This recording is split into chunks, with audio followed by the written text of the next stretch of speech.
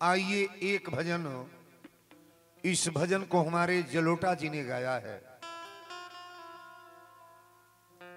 इस भजन को, ये हिंदी भजन है और बड़ी बारीकी के साथ हमारे जलोटा जी ने, जलोटा तो हम लोग बन नहीं पाएंगे लेकिन भक्ति सागर के सम्राट हैं, भजन सम्राट, उनकी गाई ये भजन है। जो तू मिटाना चाहे,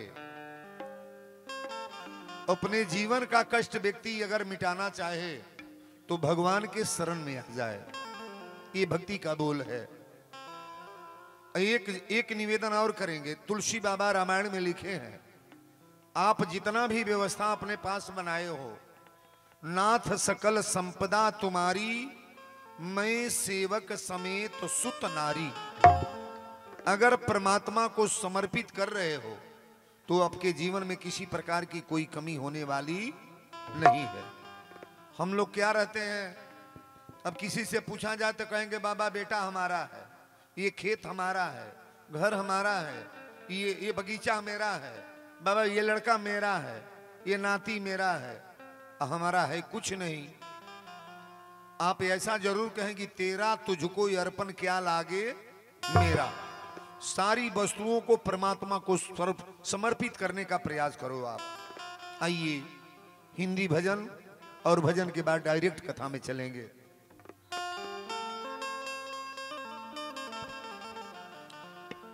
जो तू मिटाना चाहे जीवन की तृष्णा,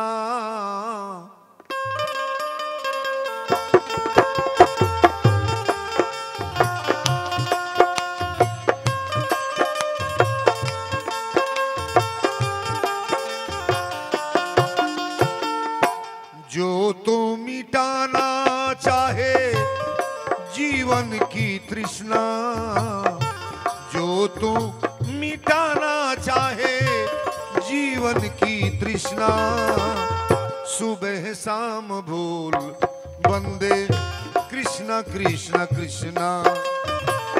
सुबह शाम भूल बंदे कृष्णा कृष्णा कृष्णा, सुबह शाम भूल बंदे कृष्णा कृष्णा कृष्णा।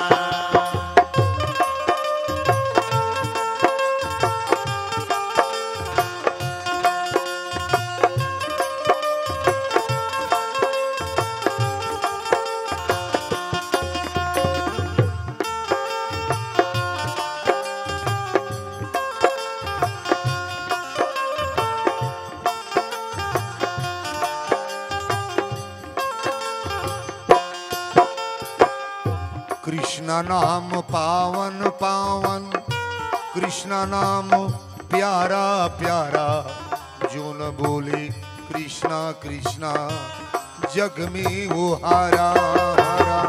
कृष्णा नाम पावन पावन, कृष्ण नाम प्यारा प्यारा, जो न बोले कृष्णा कृष्णा जग में वो हारा हारा। चाहो अगर उजियारा बोल कृष्णा कृष्णा, चाहो अगर उजियारा बोल कृष्णा कृष्णा, सुबह शाम भोर बंदे कृष्णा कृष्णा कृष्णा। सुबह शाम भूल बंदे कृष्णा कृष्णा कृष्णा, सुबह शाम भूल बंदे कृष्णा कृष्णा कृष्णा।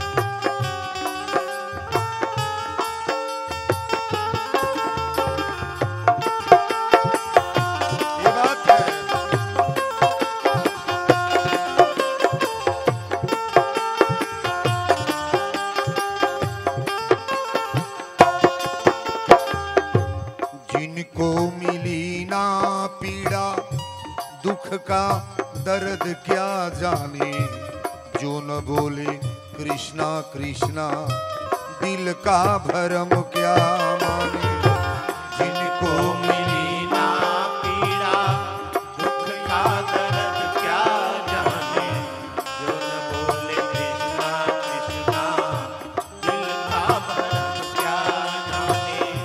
मन का मिटे अधियारा, बोल कृष्णा कृष्णा, मन का मिटे अधियारा, बोल कृष्णा कृष्णा, सुबह शाम भूल बंदे कृष्णा कृष्णा कृष्णा, सुबह शाम बोल बंदे कृष्णा कृष्णा कृष्णा, सुबह शाम बोल बंदे कृष्णा कृष्णा कृष्णा। जो तो मिटाना चाहे